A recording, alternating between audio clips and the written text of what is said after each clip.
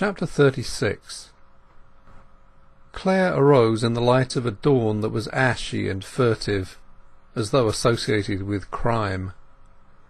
The fireplace confronted him with its extinct embers, the spread supper table, whereupon stood the 2 full glasses of untasted wine, now flat and filmy, her vacated seat and his own, the other articles of furniture with their eternal look of not being able to help it, their intolerable inquiry what was to be done. From above there was no sound, but in a few minutes there came a knock at the door. He remembered that it would be the neighbouring cottager's wife, who was to minister to their wants while they remained there.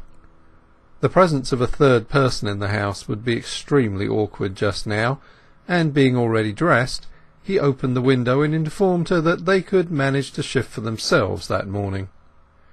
She had a milk can in her hand, which he told her to leave at the door. When the dame had gone away, he searched in the back corners of the house for fuel, and speedily lit a fire. There was plenty of eggs, butter, bread, and so on in the larder, and Clare soon had breakfast laid, his experiences at the dairy having rendered him facile in domestic preparations. The smoke of the kindled wood rose from the chimney without, like a lotus-headed column. Local people who were passing by saw it, and thought of the newly married couple, and envied their happiness. Angel cast a final glance round, and then going to the foot of the stairs, called in a conventional voice, "Breakfast is ready." He opened the door, and took a few steps in the morning air. When, after a short space, he came back, she was already in the sitting-room, mechanically readjusting the breakfast things. As she was fully attired, and the interval since his calling her had been but 2 or 3 minutes, she must have been dressed, or nearly so, before he went to summon her. Her hair was twisted up in a large round mass at the back of her head, and she had put on one of the new frocks, a pale blue woollen garment with neck frillings of white. Her hands and face appeared to be cold, and she had possibly been sitting dressed in the bedroom a long time without any fire. The marked civility of Clare's tone in calling her seemed to have inspired her, for the moment, with a new glimmer of hope, but it soon died when she looked at him. The pair were, in truth, but the ashes of their former fires. To the hot sorrow of the previous night had succeeded heaviness. It seemed as if nothing could kindle either of them to fervour of sensation any more. He spoke gently to her, and she replied with a like undemonstrativeness. At last she came up to him, looking in his sharp defined face as one who had no consciousness that her own formed a visible object also. "Angel," she said, and passed, touching him with her fingers, lightly as a breeze, though she could hardly believe to be there, in the flesh, the man who was once her lover. Her eyes were bright. Her pale cheek still showed its wonted roundness, though half-dried tears had left glistening traces thereon, and the usually ripe red mouth was almost as pale as her cheek. Throbbingly alive as she was still, under the stress of her mental grief the life beat so brokenly that a little further pull upon it would cause real illness, dull her characteristic eyes, and make her mouth thin. She looked absolutely pure. Nature, in her fantastic trickery, had set such a seal of maidenhood upon Tess's countenance that he gazed at her with a stupefied air. "Tess, say it is not true! No, it is not true!" "It is true." "Every word?" "Every word." He looked at her imploringly, as if he would willingly have taken a lie from her lips, knowing it to be one, and have made it, by some sort of sophistry, a valid denial. However, she only repeated, "It is true." "Is he living?" Angel then asked. "The baby died." "But the man?" "He is alive." A last despair passed over Clare's face. Is he in England?" "Yes." He took a few vague steps. "My position is this," he said abruptly.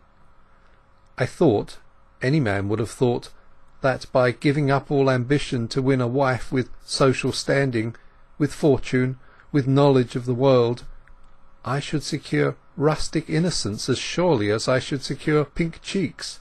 But, however, I am no man to reproach you, and I will not." Tess felt his position so entirely that the remainder had not been needed. Therein lay just the distress of it. She saw that he had lost all round. "Angel, I would not have let it go on to marriage with you if I had not known that, after all, there was a last way out of it for you, though I hoped you would never—" Her voice grew husky. "A lost way?" "I mean, to get rid of me. You can get rid of me." "How?" "By divorcing me." "Good heavens, how can you be so simple? How can I divorce you?" "Can't you? Now I have told you? I thought my confession would give you grounds for it." "Oh, Tess, you are too childish, unformed, crude, I suppose. I don't know what you are. You don't understand the law. You don't understand." "What? You cannot?" "Indeed I cannot." A quick shame mixed with the misery upon his listener's face. I thought, she whispered. "Oh, now I see how wicked I seem to you. Believe me, on my soul, I never thought that but you could. I hoped you would not, yet I believed, without a doubt, that you could cast me off if you were determined, and didn't love me at all." "You were mistaken," he said. "Oh, then I ought to have done it last night. But I hadn't the courage. That's just like me." "The courage to do what?" As she did not answer, he took her by the hand. "What were you thinking of doing?" he inquired. "Of putting an end to myself." "When?" She writhed under this inquisitorial manner of his. "Last night," she answered. "Where?" "Under your mistletoe." "My good! How?" he asked sternly. "I'll tell you, if you won't be angry with me," she said, shrinking. "It was with the cord of my box. But I could not do the last thing. I was afraid that it might cause a scandal to your name."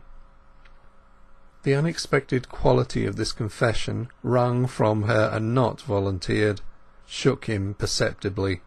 But he still held her, and letting his glance fall from her face downwards, he said, "Now listen to this. You must not dare to think of such a horrible thing. How could you? You will promise me as your husband to attempt that no more." "I'm ready to promise. I see how wicked it was." "Wicked? The idea was unworthy of you, beyond description." "But, Angel," she pleaded, enlarging her eyes in calm unconcern upon him, "it was thought of entirely on your account, to set you free without the scandal of the divorce that I thought you would have to get. I should never have dreamt of doing it on mine. However, to do it with my own hand is too good for me after all. It is you, my ruined husband, who ought to strike the blow. I think I should love you more if that were possible, if you could bring yourself to do it, since there's no other way of escape for 'ee. I feel I am so utterly worthless, so very greatly in the way."